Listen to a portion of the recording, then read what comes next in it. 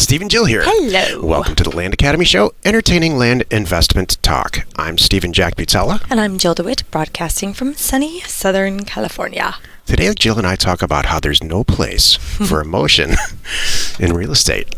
There's no crying in baseball. That's what it sounds like. Oh, my That's goodness. true, too. Uh-huh. There's no crying in baseball. Speaking of That's baseball. Tom Hanks, right? Go Dodgers. Sorry, I had to get that in there. Hey, before we get into the show, though, let's take a question posted by one of our members on the landinvestors.com online community. It's free, and as you're listening to us, please drop your questions into the comment section below. Kathleen asks, "Hi all.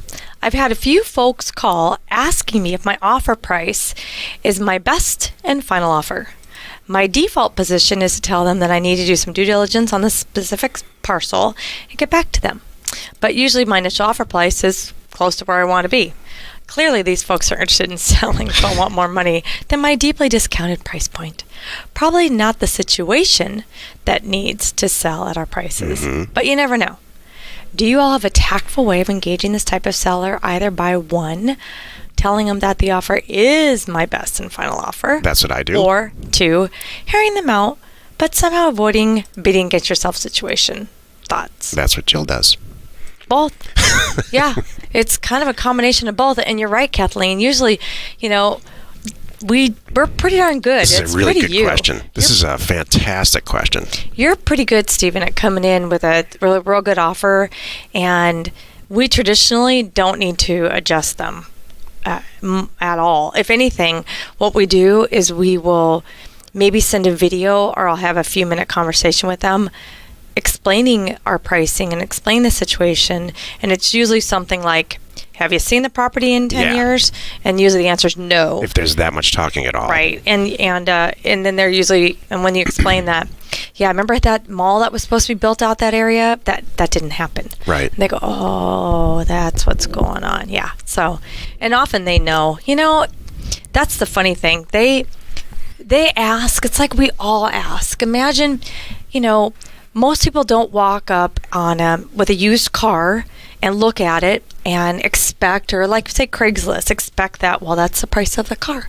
We're kind of trained to try to ask and maybe see if we can get a little bit better deal. So I think that's a little bit of what's going on too.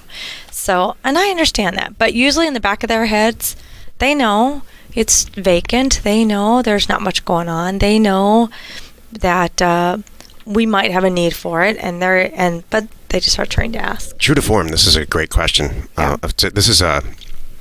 I can tell you're a very experienced question. Here's what happens in real life with Jill and I. We often change positions on these things. Like a year go by and I'll assume the role of this is my final offer period, or another year will go by and then Jill will assume that, and I'll kind of be more flexible. Right now we're buying and selling a lot of houses, wholesaling houses and infill lots. And boy, Jill has taken a stance on pricing, both on the buy side and the sell side. Yeah, you're the one. I'm the one who she's sitting down and saying, look, that's it. You got to stop this. You have to stop essentially being emotional. Like I'm being the emotional one in these house deals. Thank you. And it's in it, this is when we get to the meat of the show. I'll explain why, but she's the one who's just hard and fast about that's the offer. Sign it and send it back. If you don't like it, Steve, send out more mail. Yeah, it's too easy, as Kathleen all the stuff knows. I've said over the years comes back to bite me. Why? Because I'm the one who's vigilant about rural vacant land, but then when it comes to houses, I'm more emotional. And I'll explain why in a few minutes here.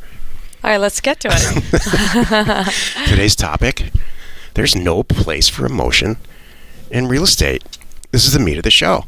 You're right. It sounds like there's no crying in baseball. Right? Here's the deal. I want this house thing to work.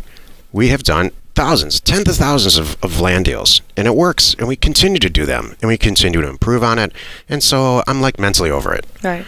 The deals come in every day, multiple deals. We have staff people that deal with it in an if-then scenario. There's no emotion in that at all. Right. And if it gets to my desk, my answer is probably no, just because I'm tired of it. Right. That's the truth. Houses and some of these core infill lots, real urban infill lots that are expensive because there's so much money involved. in the acquisition price and the sale price, and there's so much spread. We constantly are moving our minimum line from like 25,000 to 50 to 60. Now we're actually doing a house flip right now where we're going to make, I don't know, $125,000 on it, and this is just wholesale. So I'm a lot more attentive and a lot more involved in saying, well, I know I price it at $125,000, but if you want to sign it so we only make 50, I can live with that. And an infill lot and a SFR standpoint. So am I probably getting too emotional? Yeah. And Jill will tell you, Jill's no. answer is, we didn't account for that. Like we have $15,000 in back taxes. How are we got to work this out? I'm not going to eat it. The basis of we have in a few days we will air a show called Our SFR $25,000 Mistake. We only made $25,000 on it. So what?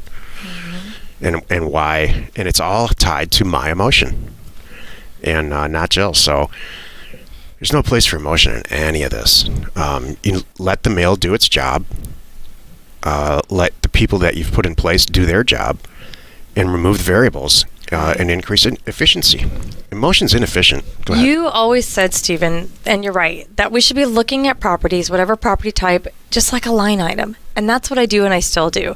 And it's kind of funny. Thank you for sharing that. We have kind of flip-flopped. I've gotten less emotional and more just accountant-like. It's a line item. Do the numbers work?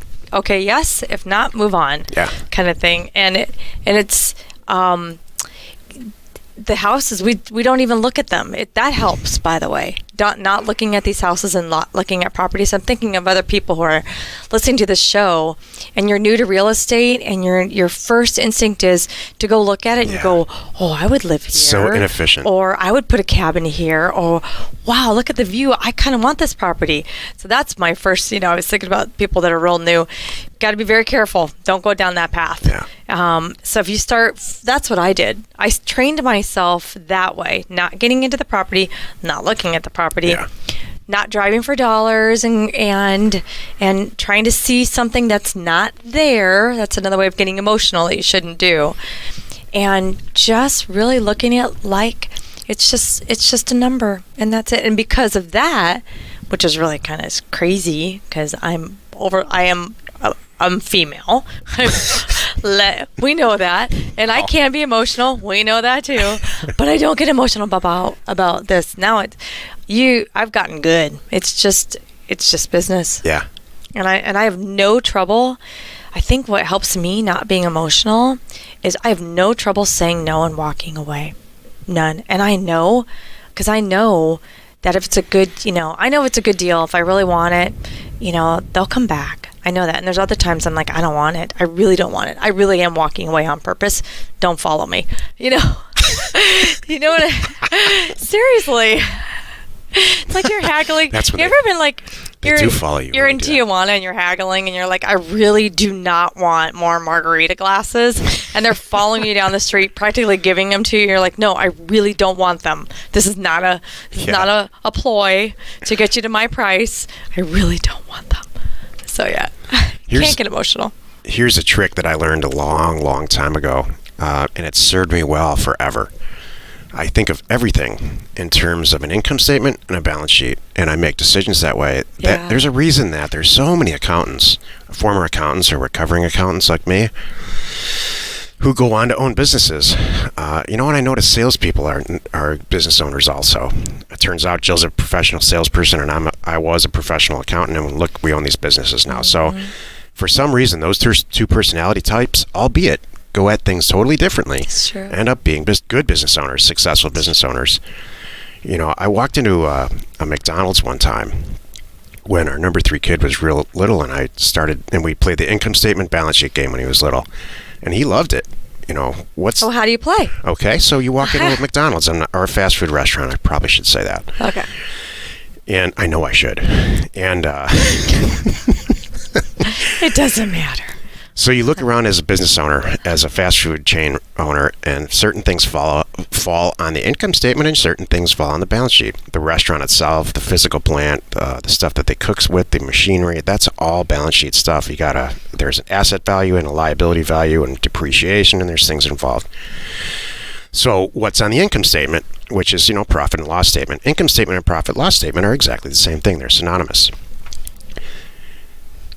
What cost of goods sold is, like the actual so-called meat that's in the product, the buns, all the paper products. There, you could argue that those are on either side, but pretty quickly we can sit down and even he was little then. An 8-year-old can figure out the stuff that's assets and liabilities, and the stuff that's in the income statement that makes you money.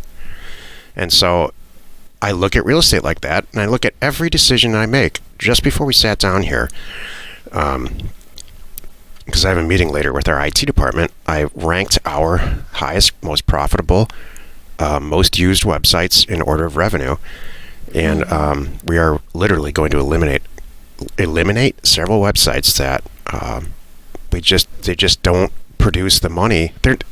We're spending a lot of time and resources managing a lot of websites, and we're going to remove probably half of them. Right. So, and it won't affect, no one should freak out. It's, in fact, the chances are you don't even know that they exist, exactly. which is why they're not hanging making out any money. there. It's silly taking up our resources, and we don't need them. It's not that they failed. No. It's just that we haven't put the marketing time in, or the development time in, or the userability of the websites, and taken them to a point where they should go. A great example is TitleMind. Jill and I started an escrow company about a year ago called TitleMind, and for a lot of reasons, most of it has to do with our personalities. It just didn't work. We're not that interested in doing other people's deals. It's a lot of work, yep. We are, however, really interested in doing our own deals and teaching. And so those are our two main focuses, and then providing some tools like offers to owners and Parcel Fact. Those are the two main tools that are making the cut because people use them and love them. Yep. So what is it with all these websites and because I got emotional. Yeah. I had this plan. There's only 8 hours in the day. 10 hours in the day. Thank you, Stephen. 15 hours in the day. I'm excited. This is really good. Jill's had it, by the way. We just got off of these 2 live events. Yeah. Both of us had laryngitis for a week, which is probably good for our relationship. Yeah. Thanks a lot. I can't hear that well anymore, which is that's our really relationship's helpful. Truly improved because of that. Yeah. I like it. I win too. If you can't hear well and you have laryngitis, and I can't you have smell. a happy spouse. Yeah. So throw that in there. We've got it all covered. Jill's been happy for a week because I can't talk or hear. Yeah. Nice. So check your emotion at the door on all of this stuff. I know it's hard. We just came back from a little tiny vacation up in northern LA County.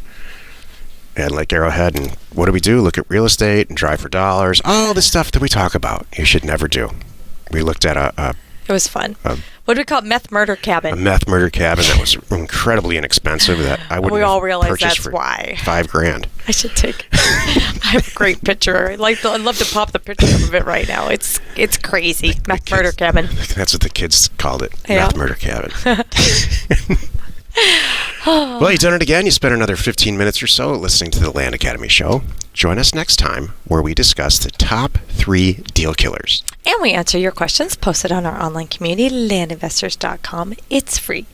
You are not alone in your real estate ambition. That was funny. That's good. Hey, I want to share something because today, people don't know, check out on Wednesday. I'm doing a new show every Wednesday, 2 o'clock Pacific time. It is me. For the first 15 minutes, I cover a topic of whatever you want to talk about. And the second 15 minutes, I answer any questions you want to know about getting into real estate, flipping land, what we do, everything from my perspective to help you get going. When is it? Wednesdays, 2 o'clock Pacific time. Nice Facebook Live, and soon to be also on YouTube Live, but definitely Facebook Live for right now. Also, just so you know, I have a special promotion going on. Spooky is the coupon code. Get you $600 off if you want in. Awesome. Share the fun by subscribing on iTunes or on YouTube or wherever you are watching or listening. Like us and comment on what we'd like you to see in future shows. And please rate us while you're there. We are Steve and Jill. Information and inspiration to buy undervalued property.